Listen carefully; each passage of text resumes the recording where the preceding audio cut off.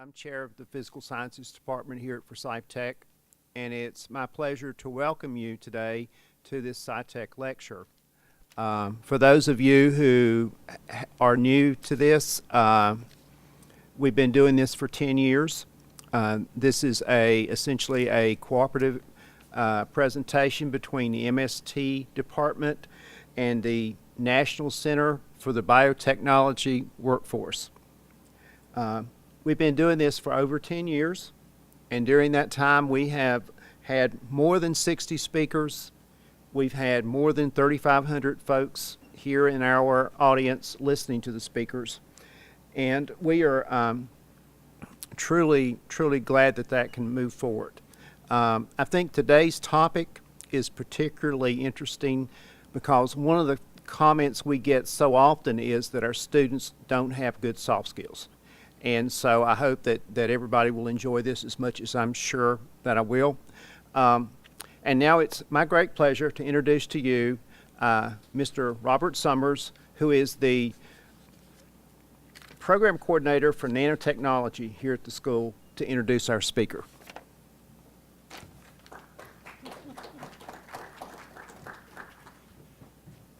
Thank you, Dr. Davis. Our talk is Improving Soft Skills to Thrive in the Bioscience Workplace, and although we teach a lot of technical skills, I think most of us probably underestimate the importance of soft skills. So that's something very important. We heard last week at one of the seminars that people in the workplace or employers are looking for soft skills. But I was honored that Russ asked me to introduce our speaker. I mean, Russ has known her for more than 20 years, but I've known her all my life. But I don't have the record in the room. My older brother is here, and he's known her a lot longer than I have. But we grew up near here in Mocksville, and Brenda graduated from Davie High as valedictorian. My father wanted her to go to secretarial school, but my mother wanted her to go to college. So she went to the University of North Carolina at Chapel Hill, where she majored in journalism and radio, TV, and motion picture. She then went and worked as a news reporter, first for a radio station, WBTVF in Raleigh, and then WBTV and TV in Charlotte. Then she also worked for Lieutenant Governor Bob Jordan's office. She continued her education at North Carolina State University, and first getting a master's in public administration, and then getting her doctorate in education. She's worked for more than 20 years for nonprofits and not-for-profits, and now she's currently working for NCBIO, the Biotech Association in North Carolina, where she is Director of Communications. And so without further ado, it's my pleasure to introduce you to Dr. Brenda Summers. Thank you, Bob. You're always a little nervous when one of your brothers is going to introduce you because you're never quite sure what they might say. It's great to be here.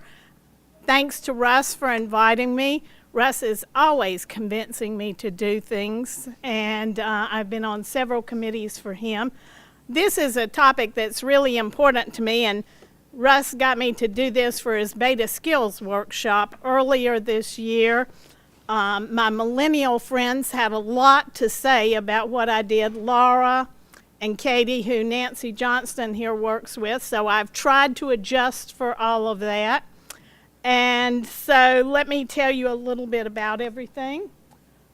First, because NCBIO is where I work, I want you to know just a little bit about it. It's a trade association, which is like many associations, but we represent the life science industry in North Carolina. We work closely with the North Carolina Biotechnology Center, which does a lot of economic development for the life science industry. We advocate on federal and state policies, and one of the things we're very involved in right now is drug pricing, and everybody has an opinion about that. But if some of the things pass in Congress, it could devastate the drug industry and the industry here in North Carolina. So we're very concerned about that. These are some of the organizations we work with. the Biotech Center. We do a lot of work on workforce development with these organizations, and that's what led to all my interest in what we're going to talk about tonight. These are the federal organizations that we work with. We have an annual meeting every year, and you'll notice there's Russ, who led one of our panels on talent acquisition, which is a big issue for almost all companies right now. We have a legislative reception each year. We have been instrumental in helping set up a life science caucus in the General Assembly, and that's made a huge difference in what lawmakers think about our industry. We take them out on field trips, and it's been a good experience. All right, we're going to start about soft skills. When you row a boat, what do you have to do? Cooperate. You got to communicate sometimes. You've got to make sure you're both going in the same direction or you won't move right. So that's what you've got to do with soft skills. And today what I'm going to do is talk about what soft skills are, the demand for them in the workplace, communication, which is the key issue in soft skills, generational differences, which is causing some issues in the workplace right now too. Yes. I would argue that we've always had generational differences in the workplace. So what we're facing right now is not any different, and we need to celebrate diversity in the workplace instead of arguing over who does what right. And then we'll have a Q&A if y'all are interested. As I said, workforce is one of the issues I'm really interested in.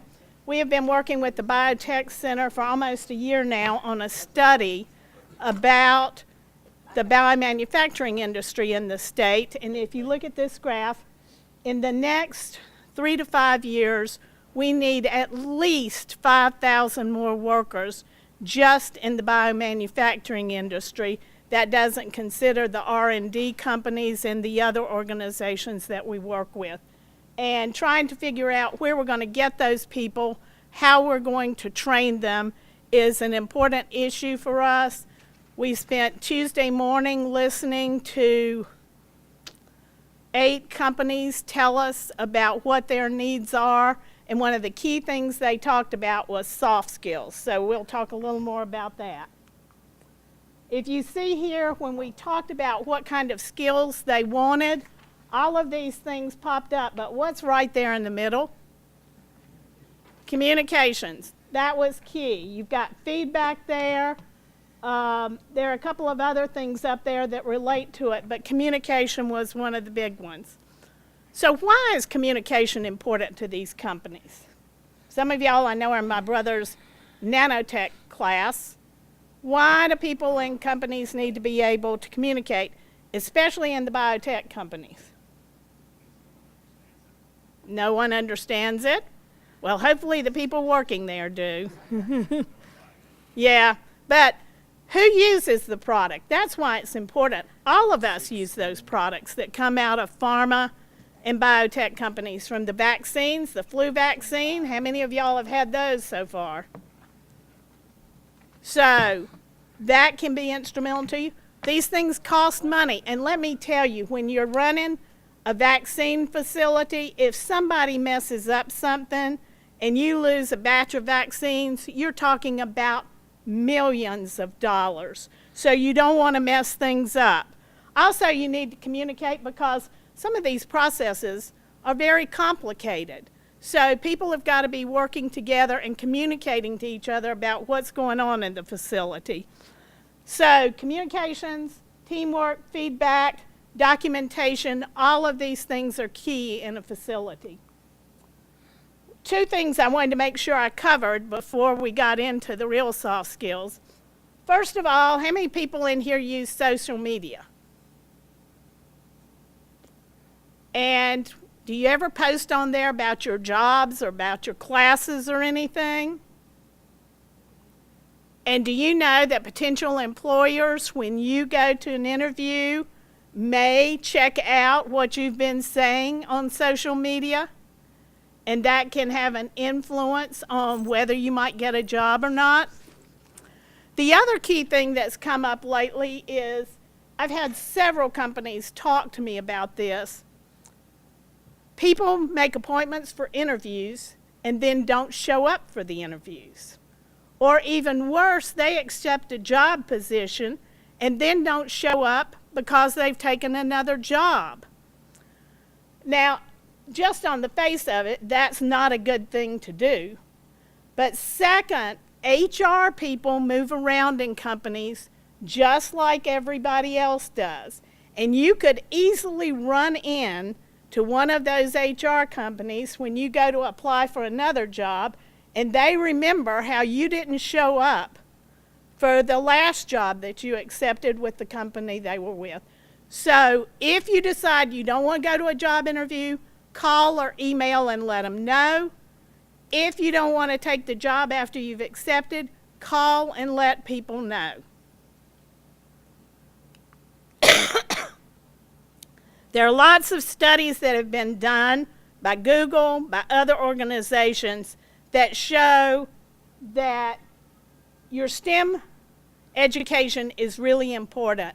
But if you don't have the soft skills, you aren't going to be able to advance. That's just critical. The top 8 skills are coaching, communications, listening, empathy, and support. So you need to be able to develop those skills, and we're going to talk a little bit about that. Soft skills or social skills, it's pretty easy to learn the technical skills, the nanotech stuff you're learning in class, the biotechnology things, but it's a little more difficult and it's hard to test for soft skills, although I would argue there are some things that exercises you can do in class to help with that. The academic people we met with this week when we were doing the listening sessions with the companies are already talking about how they can do role plays in their classrooms to build up some of these skills, because one of the biggest complaints the companies had was people don't talk to each other, especially when we're having shift change. People on the shift leaving need to be able to tell the people who are coming in what's going to happen, what they need to expect. So here are all the terms we think of as soft skills, and they're probably a lot more. Teamwork, problem solving, the thing I just mentioned about shift change. If there's a problem on one shift, unless they've solved it, the next shift's going to have to deal with that too. So being able to explain it, to have critical thinking skills. Why are critical thinking skills important? You need to be able to assess the situation you're in, determine what activity needs to be done if you need to make a change. Over there you'll see lots of soft skills listed. Basically it's having communication skills, but being able to pick up on some social skills. When somebody walks over and says hello to you, being able to react, to say hello, to make some simple conversation is really important. So here are the 4 key things that are needed in STEM soft skills. Adaptability. Those of you in nanotech, why do you have to be adaptable? Things change. You've got to be willing to keep up with the changes. That's also part of lifelong learning. I don't want to alarm any of y'all, but once you get your degree here, you're just beginning to learn. Because when you get on a job, there's going to be so much more that you need to know. The companies are going to expect you to be learning all the time. They'll even have internal training for you or send you out for training. Some of them may even send you to get advanced degrees. Good communications, which we've already talked about, and creative thinking goes along with problem solving. What sort of things, if something's going wrong in a lab, if you're in a research lab, you need to be able to think through what's happened in the process, what do you need to change to make something work. Think about what are your soft skills. Can somebody tell me what one of their really good soft skills is? Yes, you're very good at that. That is my niece over there, and she can communicate a lot to you, believe me. Others. Flexibility. How many of y'all are good at teamwork? How many team projects do you have going on right now? Anybody? A bunch. That's exactly right. I've got to tell you, the worst course I had during graduate school turned out to be a teamwork class. And why do you think that was? Bad teammates. That's exactly right. 3 people would work on the project. One guy was going through a divorce and would sit there and complain about his divorce all the time. Another guy was really busy with work, so he just didn't have time to do with it. And all the people in class were working adults, so that made it difficult. But when we had to do a wrap-up at the end of the year, I told my professor it was the worst teamwork experience I'd ever had in my life because people just weren't willing to do the work. And that's the kind of situation you may face in organizations sometimes.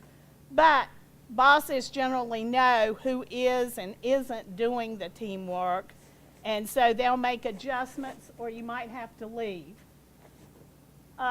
Here's a key thing to know.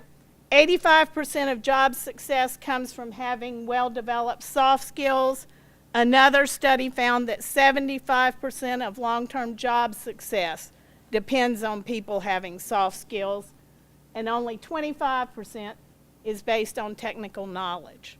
So think about how you're going to be able to develop your skills, and we're going to talk a little more about it. There are all sorts of videos online now about teamwork. This was just a few on LinkedIn. YouTube has lots of them. They're videotaping this for YouTube right now, so if you can't find anything else, you can look at this again. But there are lots of them out there, and I suggest if you're really interested in this, watch some of these. I just found this one this week. Students, by 2030, 85% of the jobs we have right now won't exist then. So that means what we talked about, lifelong learning, adaptability, and flexibility. That's going to be key. I thought this was interesting. Typing is one of the key skills you're going to need. Why do you think that is? Computer. Also, smartphone. And if y'all noticed, when Bob was doing my introduction, I was messing with this.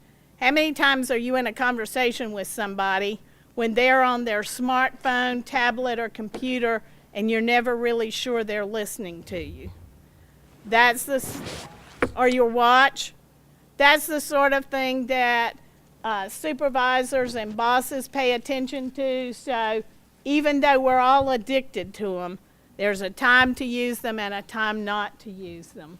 Collaboration is key, along with teamwork, problem solving, and coding is the other skill. I know Amber's already doing some coding in her class in middle school, so people are learning about it already, and it's just key. Whose class? Solis? Okay, communications. This is what I want y'all to think about a lot today.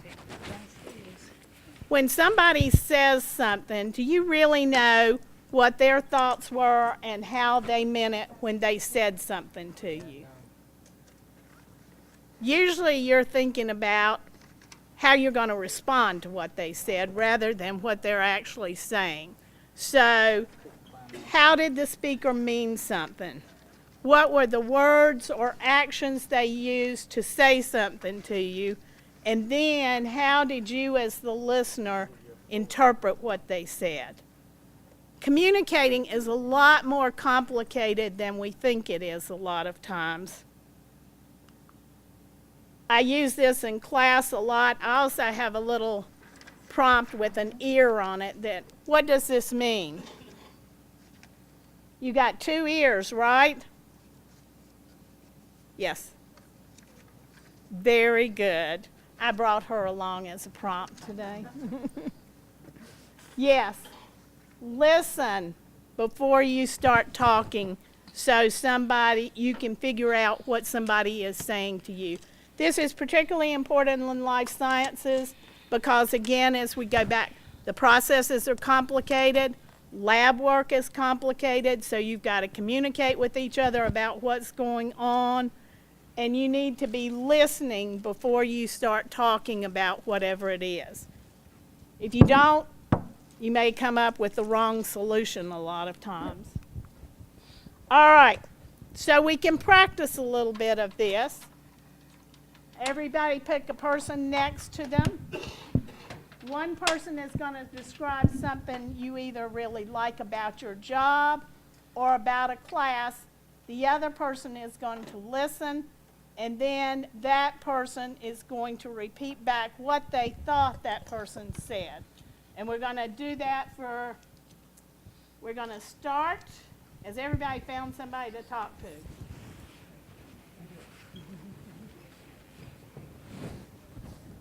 Okay, I'm going to give you 1 minute to do this. Start.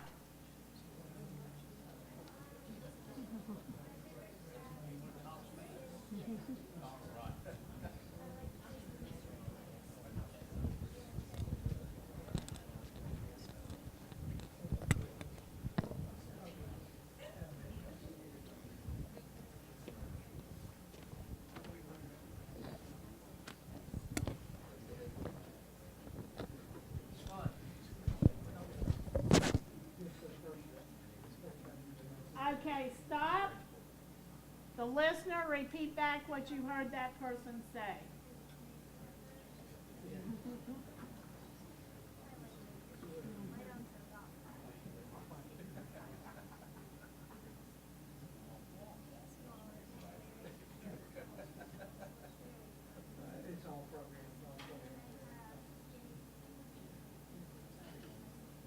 Is everybody already finished?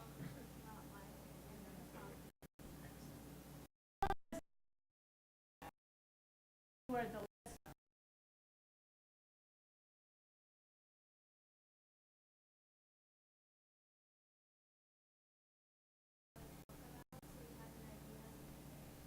good.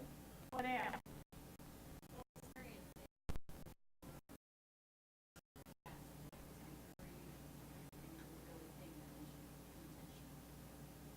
How does that differ from the usual conversations you have with people?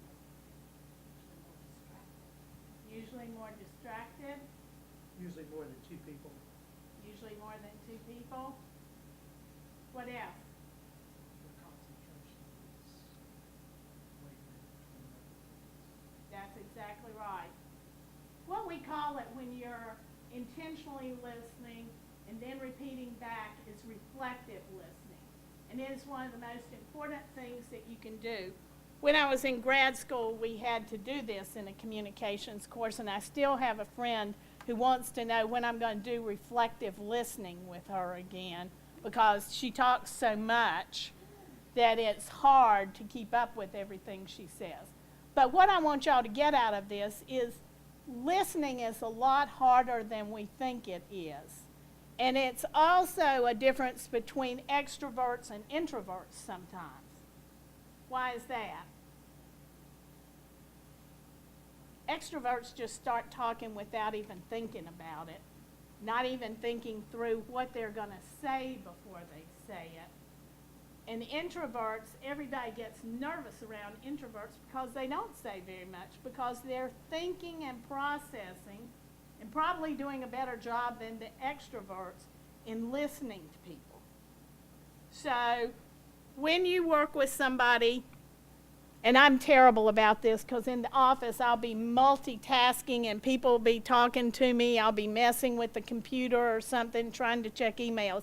But I've tried to be more conscious lately of stopping and listening to people because generally they have something important to say. Hearing hinges on being attuned to people. And it also means leaving your perspective aside, paying attention to the person, and really figuring out what they're trying to communicate. And as I said before, Usually when somebody starts talking, about 2 sentences in, you're already thinking about how you want to respond to them rather than thinking about the whole thing they're talking to you about. How many of y'all have ever been guilty of that? Sometimes you even want to start talking before they finish, right? So that's why communications can be so difficult sometimes, because we're already wanting to say something before we've even heard the person. Communication skills help you build rapport, but also listening is really good because it helps build your credibility with people. They know that you're interested in them. What happens if you don't listen, especially in a life science company? Mistakes happen, and they can be very serious mistakes. When we were talking to the gene and cell therapy companies about all of this, it's really key because a lot of times they're doing precision medicine. And if they mess up, this is going to a particular person that can be harmed because you weren't paying attention to the process. So listening to what other people are telling you, particularly in a lab, can be really key. People, this is key too. People speak about 100 words a minute and process about 400 to 500 words a minute. Reminds me of one of my brothers, I won't say which one that's here, was taking piano lessons once, and the teacher finally told my parents it probably wasn't a good thing for him to continue because he was thinking so much faster than he was playing that it was hard for him to concentrate on playing. So listening is the same thing. You need, when you're talking to people, prepare yourself first to listen to them, to get ready. Look at them instead of looking up, down, in a different direction. Pay attention to them. And the other thing, feedback is critical. When you're doing a job and somebody wants to sit down and give you feedback, there's obviously a good way and a bad way to give feedback. But constructive feedback is always good for people. Just saying, I heard what you said, but I think you need to think about it a different way. That's an easy way to do something rather than saying, I heard what you said and that was completely wrong.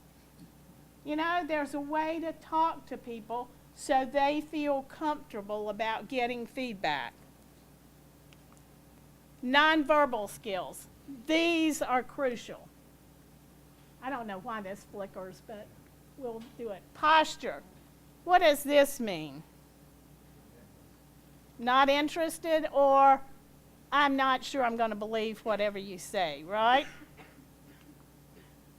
Body movement. Have you ever been around people who are just fidgeting the whole time you're trying to talk to them like they need to be somewhere else? Hand and arm movement. I really move my hands around right much when I'm talking. Some people don't do that. It reminds me of, I gave a speech once on work and family issues at the Coast Guard up in Norfolk, and they were part of an organization I was with. And about midway through, I thought, this must be the worst presentation I've ever given. And then when I left, I realized they were all military. And so what did that mean? They weren't going to be showing a lot of emotion. I wasn't going to be getting feedback from them because it was their job to just sit there and listen and not give me feedback. So sometimes you need to think about what kind of situation are you in, who are you talking to, and some people just aren't inclined to have a lot of movement, and then some people may move all over the place like me. Facial expression. They had no facial expression whatsoever during that presentation. But usually when I'm talking to people, I like to see their faces, figure out what they're thinking just from their faces. How many of y'all pay attention to somebody's face when you're talking to them? What are you looking for? whether they seem happy, whether they're not so happy. Eye contact. Have you ever been talking to somebody and they're like this the whole time? How does that make you feel? Irritated. That's very good. It also makes me wonder if they've got something else going on, if they're nervous, they are anxious about something and just don't want to make eye contact. And in some cultures, they don't make eye contact, and you've got to be conscious of that too. Vocal qualities. How your voice sounds makes a difference to people. Sitting distance from them. Some of y'all are way back there, and I'm having to look out that way for you, but sometimes people can get too close too. Especially in American society, we want people back around right there. We don't want them right up in our face, right? Because it makes us feel uncomfortable. How you dress. I think we're having to get over that a lot now because, especially in life science companies, some people may be in uniforms or shirts they wear. We work across the hall from an organization that's a techie company with lots of millennials, and we're never quite sure what they're going to have on any given day. But that's okay because they're getting their work done. They're in a really relaxed environment. But in some offices, that's not a very comfortable situation. So you need to sort of assess where you are and what people's expectations are. Okay, this is a key thing to know. I used to have a boss who gave a lot of speeches, and I would have to emphasize this to him over and over.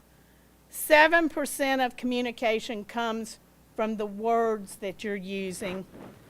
38% comes from the tone of voice, and 55% comes from the body language. So what does that tell you? Body language is important. Your tone of voice is important. Your words are important, but how you say them and how you appear before them makes a big, big difference. Okay, I'm not sure how well you're going to be able to see this, but remember I said I was going to talk a little about generational differences. And in the workplace, understanding these differences makes an important statement on how you're going to react together. Communication, and there are not very many traditionalists still in the workforce. Whoops. Okay. Communications. One group likes face-to-face. One group likes telephone. One group likes email. One group likes text messaging or instant messaging. Work is defined by punching a clock, visibility. Why does it matter if I get it done today? It's 5 p.m., it's time to leave. When you look at all of these and what defines organizations and people who are there, all of these things make a difference in how you're communicating in the workplace. So there's a big disconnect right now between millennials and baby boomers.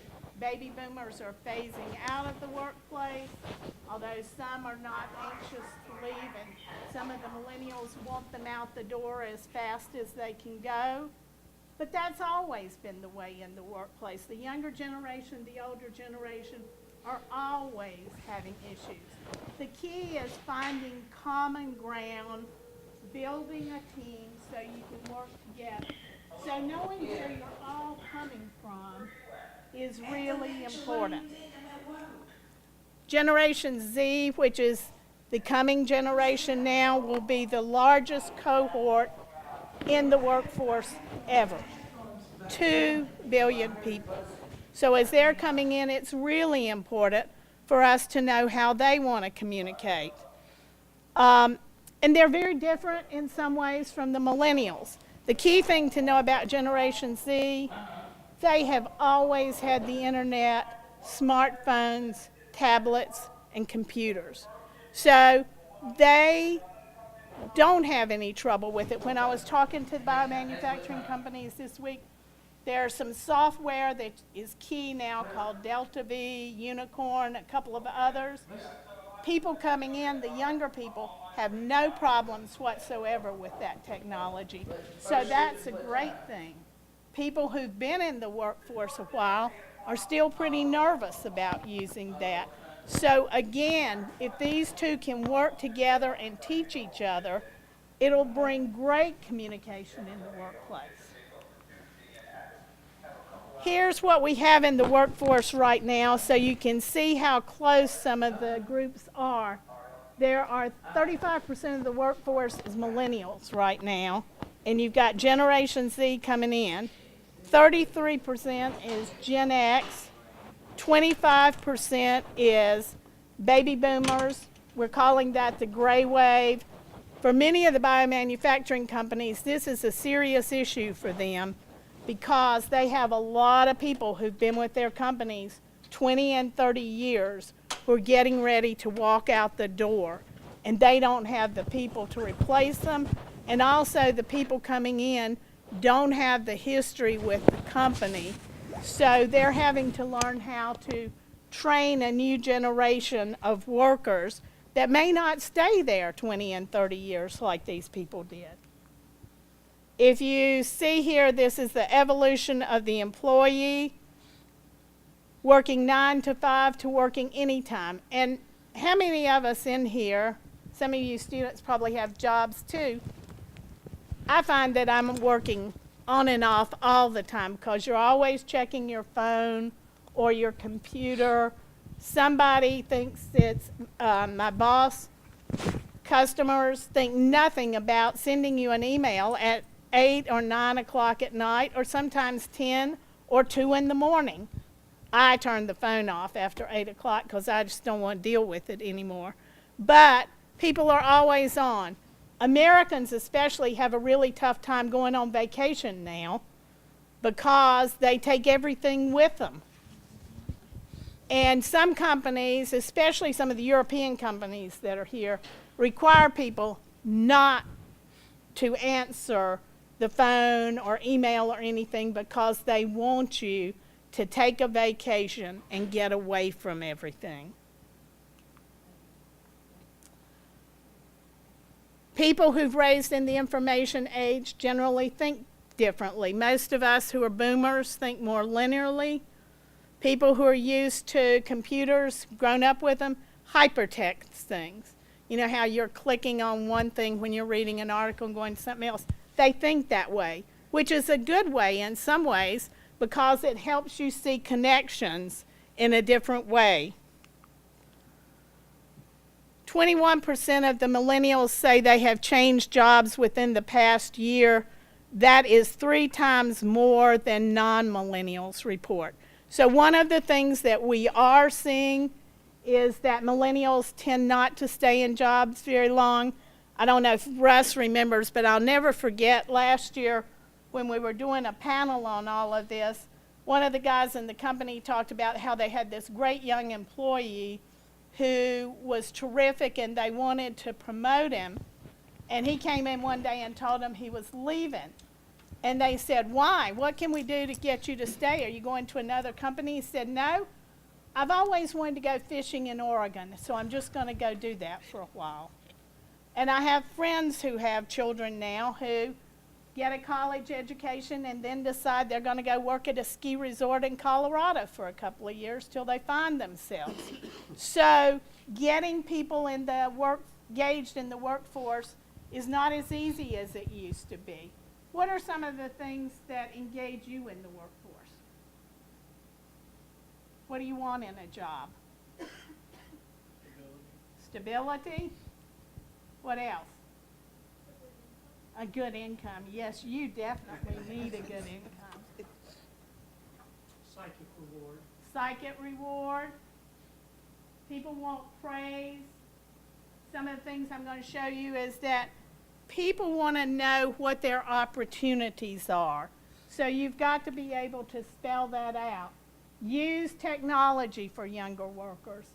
And I'm saying this because we've got people from all generations in here, but many of you young people are the future of the workforce, and the rest of us need to know how to engage you and keep you in the workforce. Learning opportunities. Most people want to be learning something new. You can't just put somebody on a shift and think they're going to stay there and be happy. So you've got to be giving them new opportunities to advance, to do different things. Some people are happy to do the same thing over and over, but most people want to learn something new. Provide a pathway to leadership's already important. Another thing is finding ways to volunteer. Several of our companies have days on the weekends or during the week where they send a group of employees out to volunteer at an organization to show the company is making a difference. And now people want to be working somewhere that makes a difference, and the companies on their websites now are emphasizing what their work does to make a difference in people's lives. Some more about keeping stuff brief, but providing details. I can be the worst sometime about providing details to people because I'll say, oh, go fix up that report and do this, without giving them the details. So it's important for people to know what you expect of them and how you want them to do the job.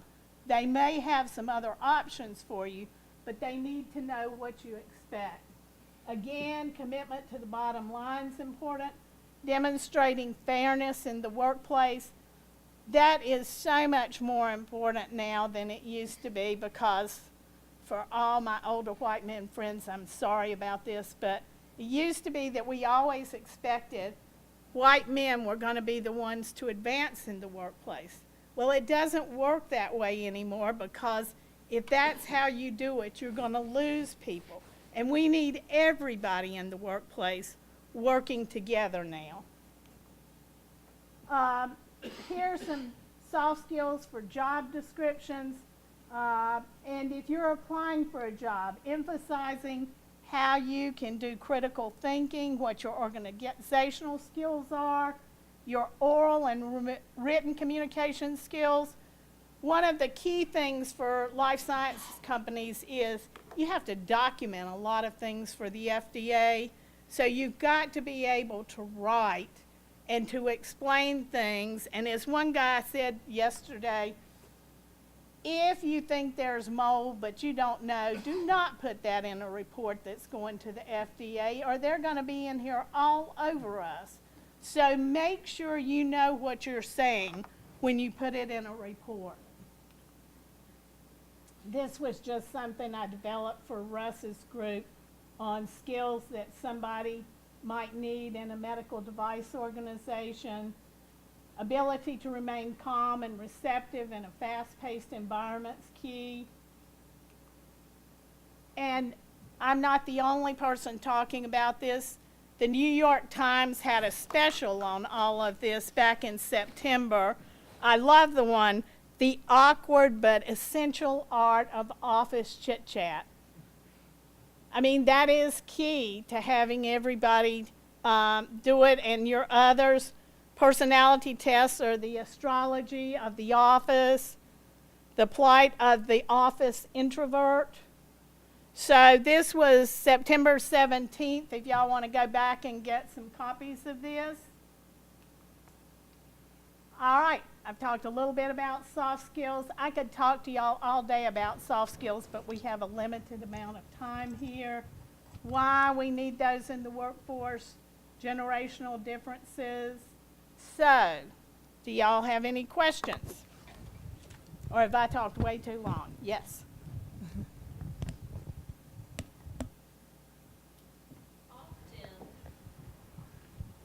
This is my good friend Nancy Johnson from the Biotech Center.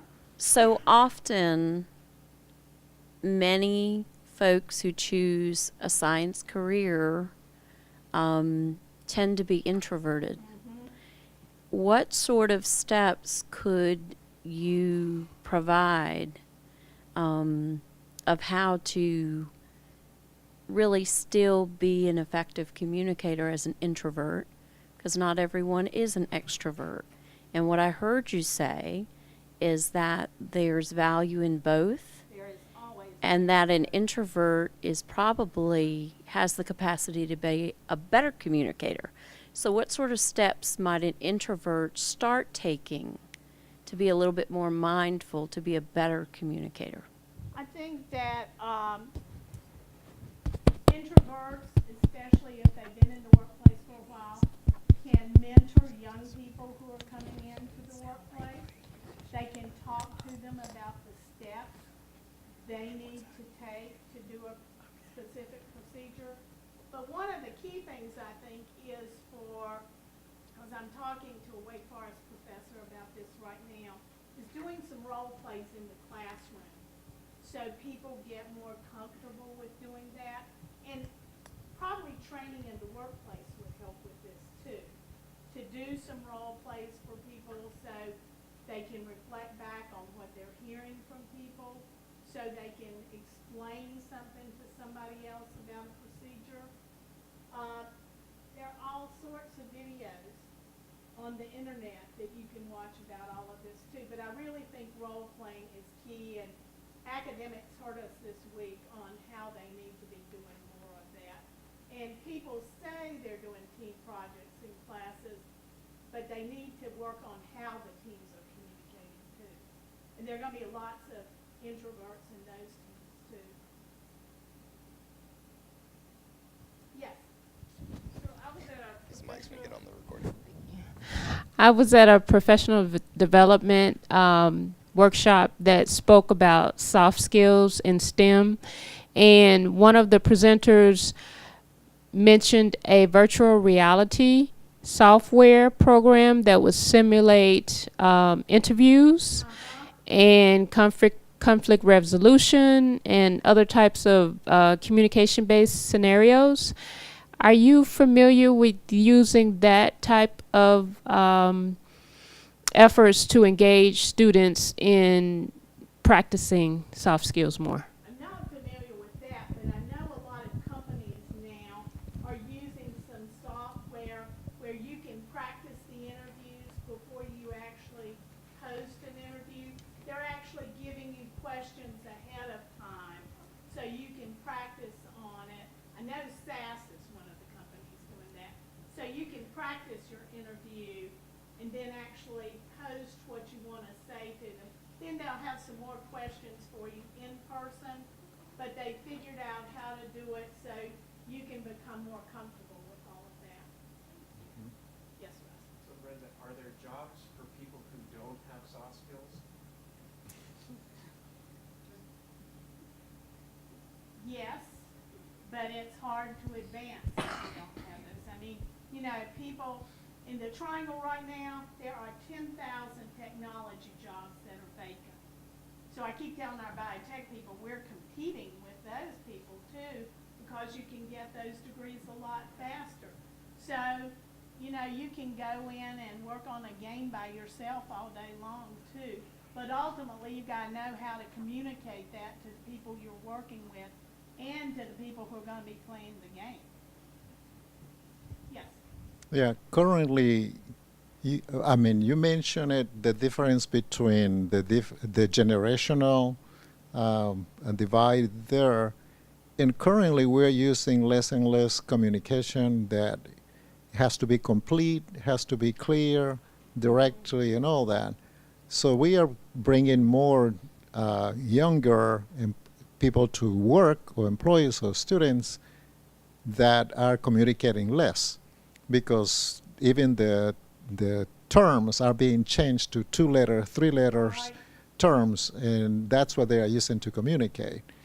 So how are we going to be able then to change that or avoid it to go farther down into a pitfall, or not being able then to ask them to communicate at the professional level? And since you mentioned generational time, at what age also is when individuals will be able to develop their brain for communicating versus speech and understanding speech? And without necessarily having to be later on in life when they are at the work environment and they might be a little too late to ask them to change and learn? Well, I think you're going to have to change and learn at any time in your life. And a lot of companies are doing training on this because when people get in there, they're going to have to be able to do more than text to somebody. They've got to be able to go over and talk and explain to it. So the companies are telling us, we want you to be doing that training before they get to us. But we're still going to have to do some of it. As I mentioned, technical writing, you've got to be able to spell out things because the FDA is not going to appreciate having 2 or 3 letter short abbreviations for something. They want the whole thing so they can understand it. And because, you know, they're looking at drugs that are going to impact people's lives, so they've got to have the right documentation for everything.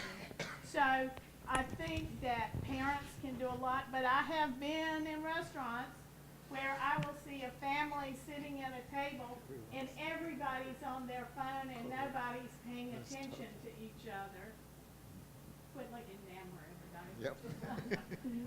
But it happens. So parents are just as bad these days, and part of it is we all need to communicate. I've got some young friends who will be sitting on a row right there, texting to each other rather than actually talking to each other. So it's something we all have to work on. It's not just one group of people. Anybody else? Yes. Thank you, Brenda. This has been really informative. But one of the things that we have requests for to help train employees for some of the companies that work with the college have to do with giving and receiving feedback. I think there's a generational challenge sometimes, and there's also an introvert versus extrovert challenge sometimes. Do you run into that some, and how do you tend to address those challenges? I think lots of companies run into that, which is why I put these different things up here about the different generations. I think we have to train people more in giving feedback. There's also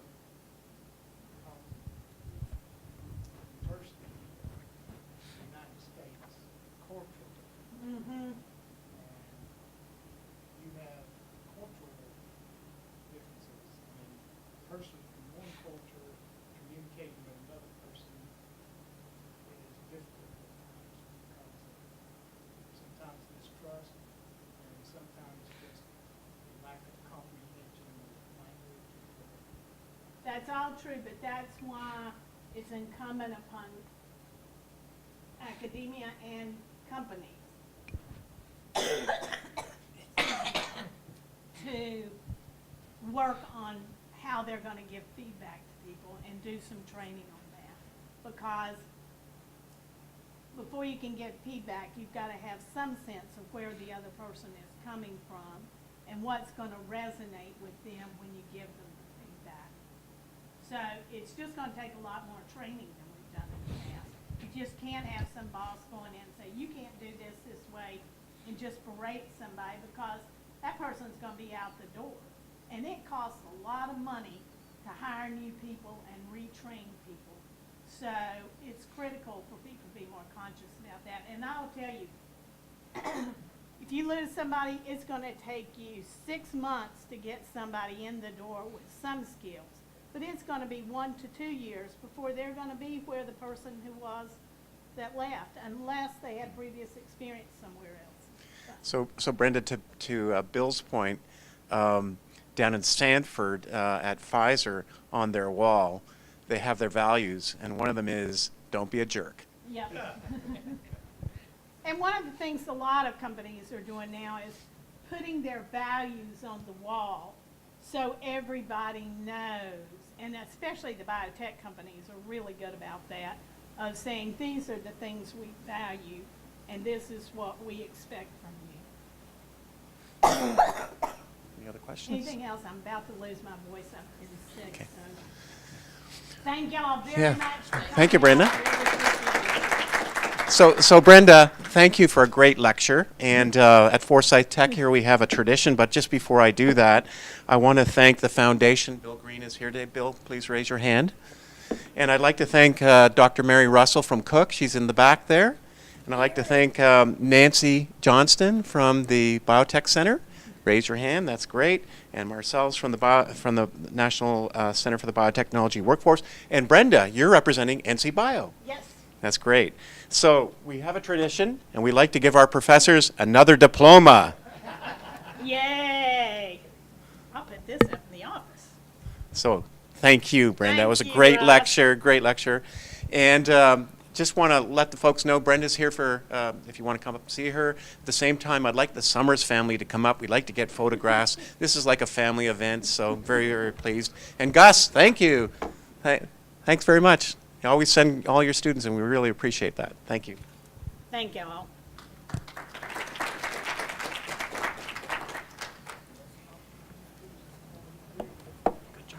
Thank you.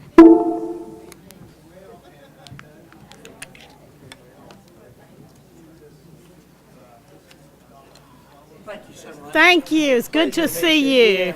Good luck with everything. Thank you. I'll tell you real quick, when you talked about your worst ever class.